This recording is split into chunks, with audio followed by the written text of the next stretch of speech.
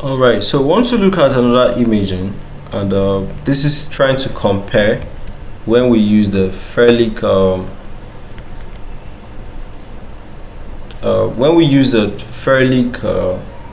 wedge and when we don't use the Ferlic wedge.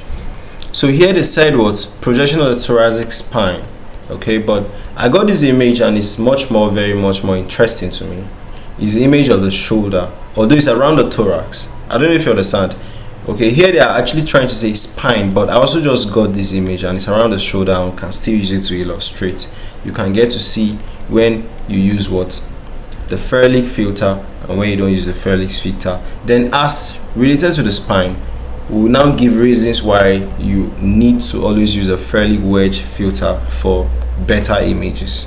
Okay, so if you talk about projecting it, it's a standard view, and mainly you are imaging the spine because you want to look at all the alignments. You want to see things are still arranged. You want to look at if there's fracture.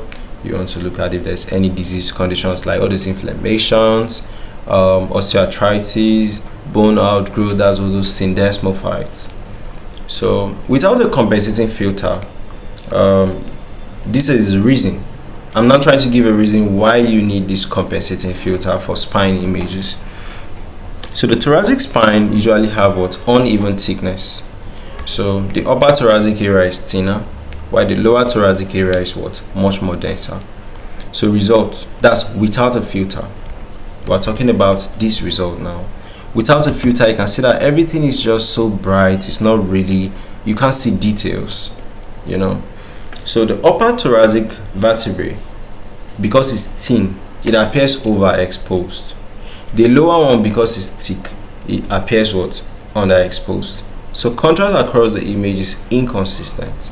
So for you to make a decision is very hard because you can't really even see crystal clear, you know.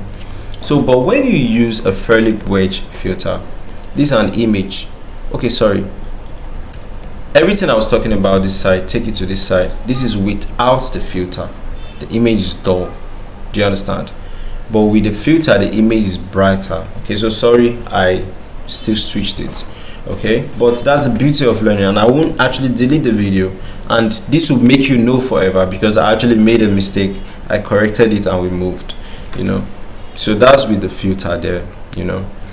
So when you use a filter, the filter is thicker at one end and thinner at one end. So you are turning it the opposite, the thicker side to the thin side of the spine, the thinner side to the thick side of the spine. Do you understand? So the thicker position covers the thinner upper thoracic region, while the thinner covers the denser lower thoracic region.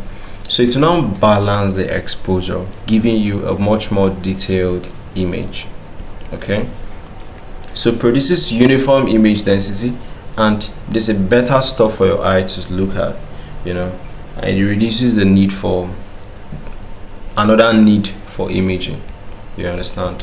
So that's the importance of using a Ferlic wedge filter for, you know, thoracic spine images.